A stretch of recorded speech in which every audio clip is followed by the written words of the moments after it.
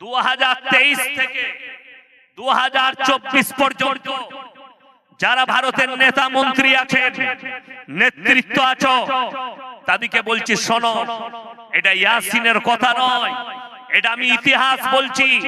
2023 থেকে 2025 এর ভেতরে পৃথিবীর 4টা শাসককে, পৃথিবীর 4টা রাজাকে, রাষ্ট্র নেতাকে তাদের দেশের লোক নাংটা করে তাড়িয়েছে।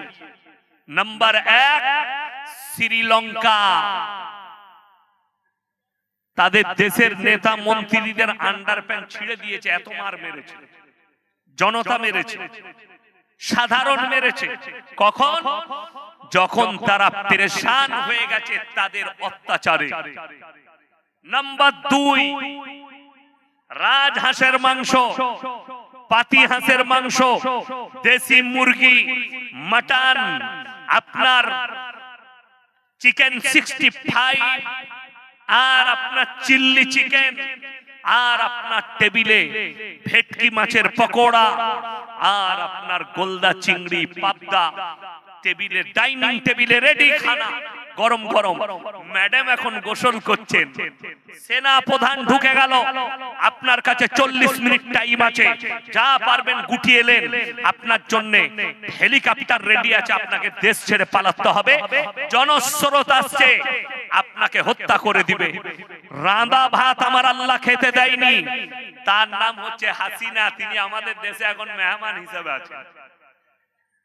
ঠিক বললাম না? বললাম বেইজ্জতি করে পালাতে হয়েছে।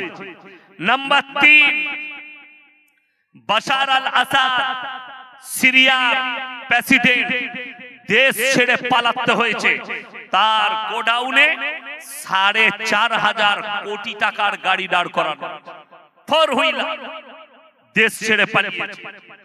এখনো কেউ জানে না কোথায় লুকিয়ে আছে, তার পরিবার আছে। বেইজ্জতি করে তাড়িয়েছে দেশের লোক, তার রাজপ্রাসাদ দাঁড়িয়ে আছে। নাম্বার 4 নেপালের প্রধানমন্ত্রী দেশ ছেড়ে পালিয়েছে। একটা হেলিকপ্টারে দেখলাম 5-6টা মন্ত্রী মাল ঝুলছে, আর হেলিকপ্টার উড়ে উড়ে পালাচ্ছে। আমার বন্ধুগণ, আমার ভাই, আর একজনকে দেখলাম পানিতে ছুটছে, আর লোকে তার পাশায় বাড়ি মারছে। মন্ত্রী, তোমার তো লাল বাতি গাড়ি ছিল, তোমার তো বডিগার্ড ছিল, তোমার তো ওয়াই ক্যাটাগরির বডিগার্ড, গেল কোথায় তারা? তোমার তো আন্ডারপ্যান্ট ছিটছে লোকে। পৃথিবীতে যতগুলো জালিম বাদশা এসেছে, যারা তার প্রজাদের প্রতি অত্যাচার করেছে, আল্লাহ প্রত্যেকটা জালিমকে বেইজ্জতির সঙ্গে মৃত্যু দিয়েছে। ঠিক কিনা কথা বলে? তার দলিল 1 নম্বর ফেরাউন। কোরআনে আল্লাহ সবথেকে বেশি নবীজির সঙ্গে আলোচনা করেছেন মুসা আর ফেরাউনের কথা। এই ফুলের ঝাড়গুলো সরাও তো, এগুলো, এই ফুলের ঝাড়গুলো সরাও, আমার চোখে লাগে। এগুলো বিয়ে হলে দিতে হয়, শুধু শুধু খামখেয়ালি। সরান, এই সামনে থেকে এটা সরিয়ে দেন, ভাল লাগছে না দেখে। হ্যাঁ, সরিয়ে দেন, ঠিক আছে। তো যতগুলো জালিম এসেছে আমি গুনিয়ে দিচ্ছি। ফেরাউন কয়েক লক্ষ বাচ্চাকে হত্যা করেছিল, শিশু বাচ্চা। কেন? তার গণককাররা বলেছে, তার জ্যোতিষীরা বলেছে, পৃথিবীতে এমন একটা মহামানব আসছে যে হবে তোমার দুশমন, তার নাম হযরতে মুসা নবী। সে তোমাকে আটকাবে, তোমার এই গোটা সাম্রাজ্যকে ধ্বংস করবে। ফেরাউন বললে অত সহজ। তার সৈন্য সামন্তকে বলল, গোটা মিশরে খোঁজ লাগাও, যতগুলো গর্ভবতী মহিলা আছে তাদের বাচ্চা যদি হয়, যদি বেটা ছেলে হয় কতল করে দাও, মেয়ে ছেলে হলে ছেড়ে দাও। লাখ লাখ বেটা ছেলেকে কতল করেছে, বাচ্চা মাসুমকে। কিন্তু আল্লাহর কসম, আল্লাহ যাকে রাখবে পৃথিবীর কেউ তাকে মারতে পারবে? বাবা, পারবে না। ফেরাউনের বাড়িতে আল্লাহ তাআলা মুসা নবীকে লালিত পালিত করলেন। জোরে বলুন সুবহানাল্লাহ। দুশমনের ঘরে আল্লাহ লালিত পালিত করলেন যে আমার দুশমন তোর বাড়িতে আমার নবীকে লালিত পালিত করে পৃথিবীর বুকে আল্লাহ একটা বিশ্বাস মানুষের সামনে দিলেন যে আমি আল্লাহ যেটা করব সেটাই একমাত্র হবে। ঠিক কি না কথা বলে? গোটা পৃথিবী পরিচালনা কে করছেন? আল্লাহ সৃষ্টিকর্তা। মানুষের কোনো দাম নেই। আপনি কি মনে করছেন আপনি মূল্যবান? টাকা আপনি চোখে দেখছেন, পয়সা আপনি চোখে দেখছেন, শরীর আপনি চোখে দেখছেন, সৌন্দর্যতা, কেউ বডি বানাচ্ছে, কেউ কাজু কিশমিশ খাচ্ছে, কেউ সুস্থ থাকার জন্য ভালো মন্দ খাচ্ছে, খাচ্ছে না খায়নি। আমাদের জীবনে তিনটে অংশ আছে, তিনটে পার্ট। মানুষের জীবনে তিনটে পার্ট। কটা বললাম? তিনটে। একটা আল্লাহর, একটা আপনার আমার, আর একটা হচ্ছে পোকামাকড়ের। আমার কি? আমার হচ্ছে আমলটা, কর্মটা আমার আমলটা। আল্লাহর কি? রূহটা হচ্ছে আল্লাহর। শরীরটা মরে যাওয়ার পরে কবরে দিলে কারা খায়? কথা বলে পোকামাকড়ে। তাইলে আপনার নিজস্ব কিচ্ছু নেই, সৎ কর্মটা ছাড়া আর কিচ্ছু নেই। শরীর পোকামাকড়ে খাবে। শরীরের মধ্যে যে রূহটা, দিলটা আছে, জানটা আছে, সেটা আল্লাহর কবজায় আছে। আল্লাহ যখন ইচ্ছা করবেন ডেকে নেবেন, আপনাকে চলে যেতে হবে। আমার বন্ধুগণ, ফেরাউনকে আল্লাহ তাআলা বেইজ্জতির সঙ্গে মৃত্যু দিয়েছে না দেয়নি? বাবা দিয়েছে। নাম্বার 2, তার নাম হচ্ছে নমরুদ। হযরত ইব্রাহিম আলাইহিস সালাতু ওয়াস সালামকে আগুনে নিক্ষেপ করেছে জ্বালাবার জন্য। ইব্রাহিম নবী আল্লাহর কাছে মদদ চাইলেন। আল্লাহ তাআলা আগুনকে হুকুম দিলেন, কুল্লা ইয়া নারু কুনি বারদাও ওয়া সালামান আলা ইব্রাহিম, আগুন তুমি ঠান্ডা হও, ফুলের বাগিচা হয়ে যাও। আমার নবী একটা পশমকে তুমি জ্বালাতে পারবে না। আল্লাহর কসম, ইব্রাহিম নবীর একটা পশমকে আগুন জ্বালাতে পারেনি। জোরে বলুন সুবহানাল্লাহ। এই নমরুদকে আল্লাহ বেইজ্জতির সঙ্গে মৃত্যু দিলেন। কি বেইজ্জতি?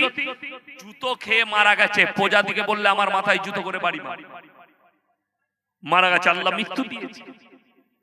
চলুন, অনেক আমাদের দেশের হিন্দু ভাই তারা কমেন্ট করছেন, লিখছেন। অনেকজন ফোন করেন আমাকে, অনেক হিন্দু ভাই, স্যার আপনার বক্তব্য শুনি, ভালো লাগে। আমাকে একজন মেসেজ করেছে হিন্দু ভাই, বাংলাদেশে একটা যুবককে, দাসদের ছেলেকে পুড়িয়ে মারা হলো, আপনি কি বলবেন? আমি তার সত্যতা যাচাই করিনি, ছেলেটা কি বলেছে না বলেছে। অনেকজন বাংলাদেশের মানুষ বলছে আল্লাহর নবীকে নিয়ে কুট্টি করেছে, মুহাম্মদ সাল্লাল্লাহু আলাইহি সাল্লামকে গালি দিয়েছে, যার কারণে তাকে পুড়িয়ে মারা হয়েছে। আমার কাছে বাজেয়াপ্ত প্রুফ আছে, প্রুফ আছে আমার কাছে। বীরভূম ডিস্ট্রিক্টের একটা মুসলিমদের ছেলে আল্লাহকে গালি দিয়েছে, কোরআনকে গালি দিয়েছে, মুহাম্মদ সাল্লাল্লাহু আলাইহি সাল্লামকে গালি দিয়েছে এবং ভালো বলেছে। তার পরিবার এসে বলল থানায়, স্যার ভুল হয়ে গেছে। আমাদের মতো মৌলবীদিকে ডেকে বলল ভুল হয়ে গেছে। আমাকে একজন ফোন করলো, তার পরিবারের লোক, হুজুর আপনি যদি অমুক মৌলবীকে বলে দেন, অমুক মৌলবী নেতাটাকে বলে দেন, সে বলে দিলে আপনার কথা শুনবে। আমি তো তাকে চিনি, আমার নম্বর দাও। ফোন করলাম, আমি ইয়াসিন সাহেব বলছি। হুজুর আপনি ফোন করেছেন? আমাকে এমন দরকারে ফোন করেছি। যে ছেলেটা গালি দিয়েছে সে আমার সামনে বসে আছে, সে স্যালেন্ডার হচ্ছে, তোমরা কেসটা তুলে নাও। ছেলেটা শিক্ষিত ছেলে, ভুল করে ফেলেছে, ভুলবশত বলেছে, তাকে ক্ষমা করে দিয়েছে, থানাওয়ালাও ক্ষমা করে দিয়েছে। চলো মুসলিম ভাই ক্ষমা করে দিয়েছে। এখন বাংলাদেশের মানুষের কাছে আমার প্রশ্ন, তোমরা বললে নবীজিকে গালি দিয়েছে, পিটিয়ে মেরে দাও। যারা বাংলাদেশের মৌলবী যে হুজুররা বক্তব্য দিচ্ছে, তাদেরকে আমি চ্যালেঞ্জ করলাম, আমি বাংলাদেশে তো যাব না, যদি পারো হিন্দুস্তানে এসো, বসবে আমার কাছে মেহমানদারি করবে, তোমাদেরকে আমি নবীজির জীবনে দেখিয়ে দেবো, নবীজির আদর্শ দেখিয়ে দেবো। আর যদি জানা না থাকে, বাংলাদেশে হাদিস কোরআন একটু গবেষণা করো। বাংলাদেশের ওই মূর্খ অশিক্ষিত বর্বর যারা মানুষকে হত্যা করে বলছে আমরা ধর্মের হিফাজত করব, আমাদের ভারতের যে সমস্ত গোবরখোর আর মুতখোর জয় শ্রীরামের নাম নিয়ে মুসলমানকে হত্যা করছে, মানুষকে পিটিয়ে হত্যা করছে, তাদেরকে বলবো যারা হত্যা করছে তোমরা ধর্মের ধটাও। যারা অরিজিনাল হিন্দু ধার্মিক হবে, যারা নিজের ধর্মকে বিশ্বাস করে, তারা কখনো মানুষকে হত্যা করছে কে? দুদিন মুদ খেয়েছে আর 3 দিন গোবর খেয়েছে, দিয়ে বলছে আমি হিন্দুর রাখবালা। আরে শ্রীরামজির জীবনীটা পড়ে দেখ, শ্রী রামকৃষ্ণের জীবনীটা পড়ে দেখ, শ্রী কৃষ্ণজির জীবনীটা পড়ে দেখ, আরে মনীষীদের জীবনীগুলো পড়ে দেখো, তবে বুঝতে পারবে তারা হত্যার কথা বলেছে না মানব রক্ষার কথা বলেছে, তবে বুঝতে পারবে। এই বাংলাদেশের অকাট মূর্খ নবীজিকে গালি দিয়েছে, মেরে দাও। কে বললো তোমাকে? গালিটা আজকে নয়, শুনে রেখে দেন, কোরআনের দলিল আছে। আপনারা মনে করছেন আল্লাহর নবীকে আজকে গালি দিচ্ছে, আজ থেকে 1400 বছর আগে নবীজি সাল্লাল্লাহু আলাইহি সাল্লাম কাবা ঘরের ভেতরে কোরআন পড়ছেন। কোথায় বললাম বাবা? কোথায়? কাবা ঘরের ভেতরে। আর আল্লাহর নবী সাল্লাল্লাহু আলাইহি সাল্লাম যখন কোরআন পড়ছে, বেঈমান কাফেররা নবীর বিরুদ্ধে তাবলীগ শুরু করেছে। কিসের? ওয়াকালাল্লাযীনা কাফারু লা তাসমাউ লিহাযাল কুরআন ওয়ালগাউ ফীহি লাআল্লাকুম তাগলিবুন। হে নবী, আপনি যে কোরআন তেলাওয়াত করেন, বেঈমান কাফেররা বাইরে বলছে নবী যে কোরআন পড়ে সে কোরআন তোমরা শোনো না, শ্রবণ করো না, হাততালি মারো আর কানেতে আঙ্গুল দাও। আপনারা বলুন তো, ইসলামকে আটকানো গেছে? কথা বলেন, ইসলাম রুখে গেছে ওখানে? নিজের গতিতে ছুটছে। আজকে 250 কোটি মুসলমান, আপনারা দেখেছেন, গোটা ভারত নয় গোটা পৃথিবী দেখেছে। ফিল্মের একজন আর্টিস্ট, তার নাম জাবিদ আখতার, ভালো লেখক, কলকাতার একটা মসজিদের ইমাম সামাইন নদভী, তার সঙ্গে ডিবেটে বসেছে দিল্লির মাটিতে, এমন ভাবে গোহারা হয়েছে। শুধু তাই নয়, আপনারা অনেকে বলেন না মৌলবীরা হচ্ছে মাদ্রাসা ছাত্র, এদের জ্ঞান নেই। এমন একটা ইংরেজি ওয়ার্ড বলেছে, समाइन नदवी के बोलचे जावेद अख्तर, मौलवी साहब माफ करना, आप इतने डिफिकल्ट अंग्रेजी बोले सवाल किए, हमको समझ में नहीं आया, थोड़ा आसान अंग्रेजी से सवाल करेंगे। जोड़े बोलूं सुभान अल्लाह। जो अंग्रेजी नहीं समझ पा रहे वो हमारे अल्लाह को कैसे पहचाने? যে ইংরেজি বুঝতে পারছে না সে সৃষ্টিকর্তাকে কি করে চিনবে? এই জাবেদ আখতারের ডিবেটের পরে 24 ঘন্টার ভেতরে 20,000 লোক ইসলাম কবুল করেছে। জোরে বলুন সুবহানাল্লাহ। 20,000 লোক ইসলাম কবুল করেছে। ইমানদারির সঙ্গে বলুন তো, অসীম সরকার কোরআনকে গালি দেওয়ার পরে কতগুলো লোক ইসলাম ছেড়েছে? কথা বলে না কেউ? ছেড়েছে? ছাড়েনি। অর্থাৎ ক্ষতি কিছুই হয়নি, ক্ষতি ওর নিজের হয়েছে। ক্ষতিকার হয়েছে ওর নিজের, ও গালি দিয়েছে ওর ক্ষতি।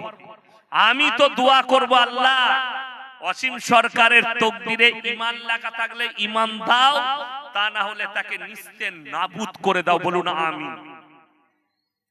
তাকে বরবাদ করে দাও। যাই হোক, অসীম বাবু আপনাকে আমি সম্মানের সাথে বলছি, কেন আপনি গালি দিচ্ছেন?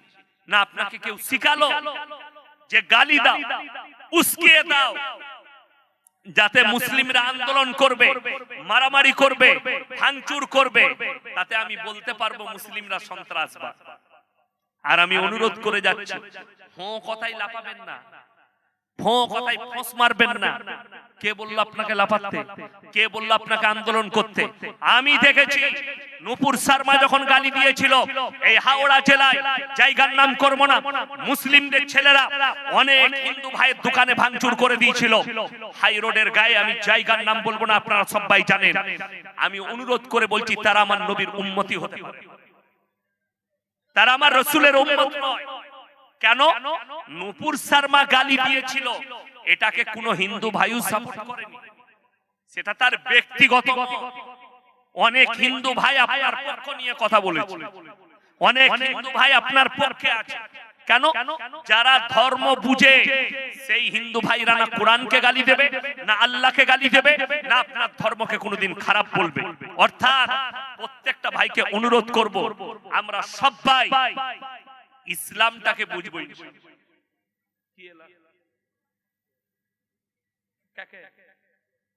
কেন চেয়ারে বসতে বলবে?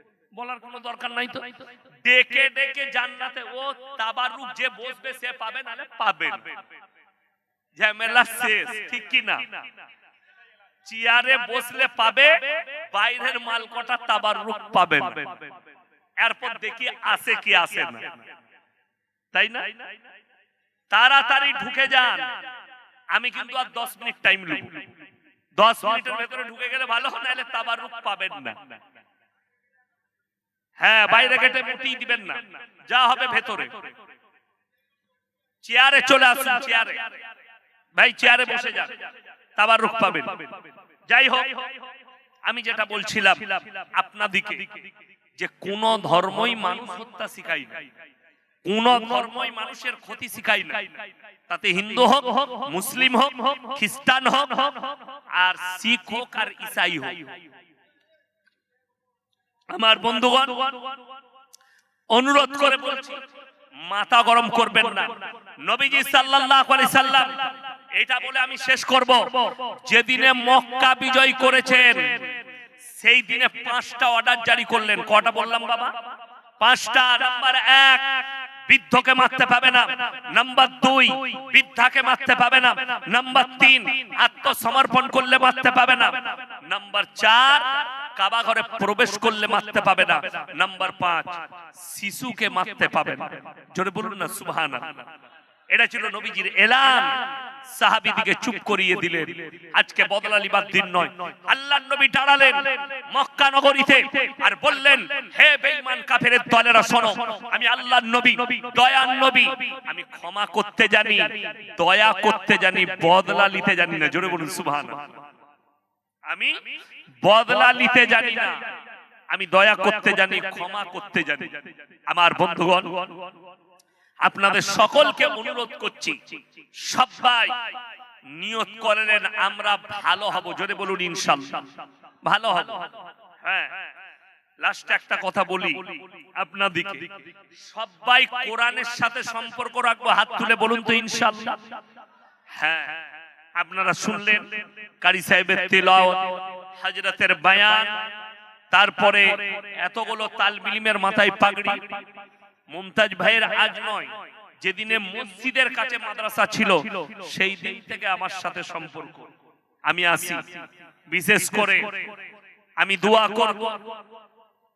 এসছিলেন, চলে গেছেন, এখনো আছেন আমার এসএন আলম, নূর আলম ভাই মিটিয়া বুরুজের, হাজী জাহাঙ্গীর লস্কর সাহেব, উনি চলে গেছেন, আমার সঙ্গে দেখা করেই গেলেন।